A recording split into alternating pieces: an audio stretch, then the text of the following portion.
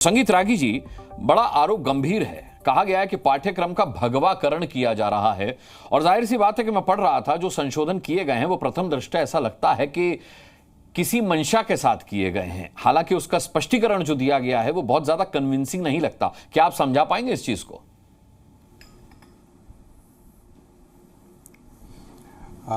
देखिए अनुराग जी, जब भी भारत की संस्कृति, भारत के इतिहास, भारत के आध्यात्म, भारत की भाषा, भारत के मूल चरित्र, भारत की संस्कृति और सभ्यता के बारे में या उसके तादात्म्य होते हुए संबंधों को लेकर, चाहे विषय वस्तु हो, चाहे वो पाठ्यक्रम हो, जब भी इस देश में खड़ा किया जाता है तब इस प्रकार की चीज़ें आती हैं। आपको याद होगा कि इससे पहले डॉक्टर मुरली मनोहर जोशी जब भारत के शिक्षा मंत्री थे, एचआरडी मिनिस्टर थे, और तब एनसीईआरटी में सुधार की कोशिश की गई थी। उसमें हमारे गुरुओं के लिए एक्सट्रीमिस्ट जैसे शब्द किए गए थे, कई हमारे प्रतीक पुरुषों के लिए खराब शब्द प्रयोग किए गए थे, उनके लिए स्वतंत्रता आंदोलन की एक धारा थी जिसके लिए एक्सट्रीमिस्ट शब्द का प्रयोग किया गया था। उनको जब हटाया गया था तब भी बवाल मचा था। मैं मानता हूं कि जिस बात का विरोध कांग्रेस करने लगे और वामपंथी और इस्लामिस्ट करने लगे, तो मैं मानता हूं कि देश सही दिशा में जा रहा है। यदि वो नहीं विरोध करें और यदि उसका वो प्रतिकार नहीं करें, तब मुझे लगता है कि या तो सरकार काम नहीं कर रही है या सरकार ठीक दिशा में नहीं जा रही है। जब वामपंथी विरोध करें, इस्लामिस्ट विरोध करें, तो मैं मानता हूं कि सरकार बिल्कुल सही दिशा में काम कर रही है। एक और बात मैं जोड़ देना चाहता हूं, एनसीईआरटी में आपने ध्यान होगा कि गुजरात के दंगों का पहले जिक्र हुआ करता था। जब एक सामान्य जिसे एक कह सकते हैं कि एक छात्र जब इनके बारे में पढ़ता है तो उसके बारे में किस प्रकार की बातें उसके मन में आता होगा, कैसे प्रश्न आते होंगे, ये समझने वाली बात है। क्या हम उसी प्रकार के प्रतिरूपण छात्र की मानसिकता में करना चाहते हैं? मैं शिक्षाविद होने के नाते कहूँगा बिल्कुल नहीं। राजनैतिक सवालों को पढ़ाने की आवश्यकता है, लेकिन घृणा परोसने की आवश्यकता तो है नहीं। यदि कहीं दंगे हो जाते हैं या इस प्रकार की चीज़ें हो जाती हैं और कुछ ऐसी चीज़ें हो पाती हैं, तो क्या उनको बताना कोई आवश्यक है बच्चों के मन पे? जब वो वयस्क हो जाते हैं तो बिल्कुल उनके बारे में उनको बताना चाहिए। संगीत रागी, दंगे फसाद वाली बात तो ठीक है, लेकिन गुजरात के सोमनाथ से अयोध्या तक की बीजेपी की रथ यात्रा में कौन सा दंगा हुआ था? वो क्यों हटा दिया गया? देखिए उसका इसलिए मैं जिक्र करना चाहता हूँ, उसमें कोई दंगे नहीं हुए थे। वामपंथियों ने वो उसमें जो चीज़ था, उसके जो फैक्ट लिखे हुए थे कि भाई उसके कारण हिंसा प्रतिहिंसा हुई, ये क्या सच था? क्या ये बिल्कुल सच नहीं था। ऐसी चीज़ों को एनसीईआरटी से क्यों नहीं हटाया जाना चाहिए? बिल्कुल हटाया जाना चाहिए ऐसी चीज़ों को।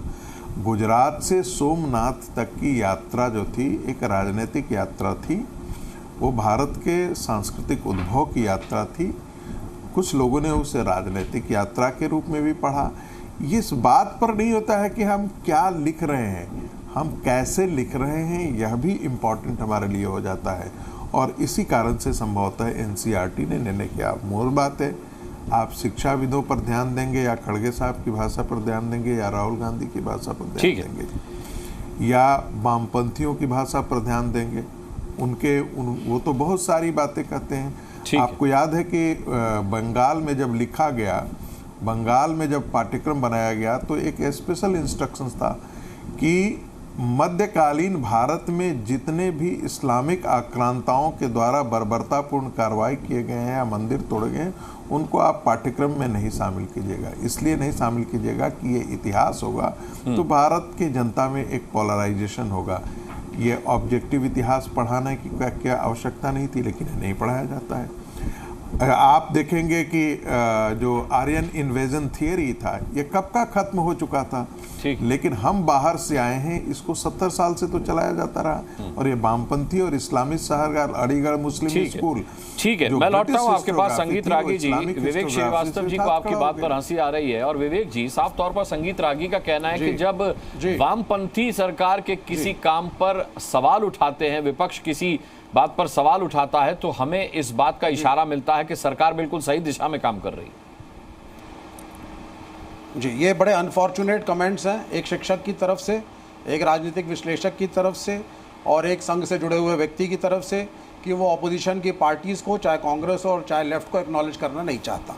बहरहाल अब मैं आगे बढ़ जाता हूँ। और देखिए, राइट विंग पॉलिटिक्स और left wing politics across the globe होती है और हर देश में होती है।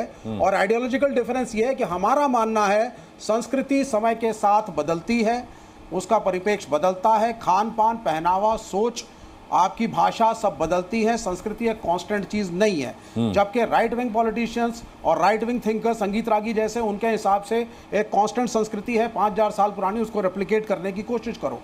दूसरी बात, इन्होंने आर्यन इन्वेजन थ्योरी की बात करी, तो मैं इनको बताना चाहूंगा कि इतिहास पहले ये पढ़ें। इमिग्रेशन वामपंथियों के हिसाब से, लेफ्टिस्ट के हिसाब से और दुनिया के जितने अच्छे हिस्टोरियंस हैं विश्व के, उनके हिसाब से अ वे ऑफ लाइफ है। इमिग्रेशन होगा। आज भारत की वर्कफोर्स अमेरिका, यूरोप में जाकर के काम कर रही है, वहां कंट्रीब्यूट करेगी। और 500 साल के बाद अगर आप कहेंगे they don't belong to the culture of America और कनाडा, तो यह गलत होगा। उसी प्रकार से यहाँ भी इमिग्रेशन हुए हैं, आर्यन इमिग्रेशन भी हुआ है, इस्लामिक इमिग्रेशन भी हुए हैं, और मिली जुली एक संस्कृति है जिसको हमें एक्सेप्ट करने की ज़रूरत है। आज आप शर्ट पैंट पहनते हैं, पिज़्ज़ा खाते हैं, बर्गर हैं खाते हैं, ये भी आपकी संस्कृति का एक पार्ट है, लेकिन ये उसको नहीं मानते हैं। अगर रथ यात्रा इतनी बुरी थी, दिनेश तकलानी जी जिन्होंने एनसीईआरटी की तरफ से बोला और क्लैरिफिकेशन दिए हैं that I don't want the students to learn something which is wrong, तो फिर एक्नॉलेज करके बोलिए कि आडवाणी वाज रॉन्ग, बोलिए कि रथ यात्रा वाज रॉन्ग, बोलिए उसका ऑब्जेक्टिव गलत था, बोलिए उसकी वजह से समाज में वैमनस्य फैला और इसीलिए उसको डिलीट किया गया। इसको क्लैरिफिकेशन भी देना संगीत रागी कि ऐसा हुआ है और वो गलत चीज थी। संगीत रागी ये कह रहे हैं सुनिए विवेक जी, संगीत रागी ये कह रहे हैं कि उसका करेक्शन इसलिए किया गया, उसे इसलिए संशोधित किया गया क्योंकि विपक्ष का यह आरोप लगता रहा है कि उस रथ यात्रा की वजह से ही हिंसा भड़की, दंगे भड़के, इसलिए उसे हटाना पड़ा। बिल्कुल, हमारा ये आरोप है। ये एक पॉलिटिकल यात्रा थी। स्वामी अग्निवेश जी के साथ मेरे अच्छे इंटरैक्शंस रहते थे, पुराने नेता थे, बड़े क्लोज थे वो प्राइम मिनिस्टर वीपी सिंह के।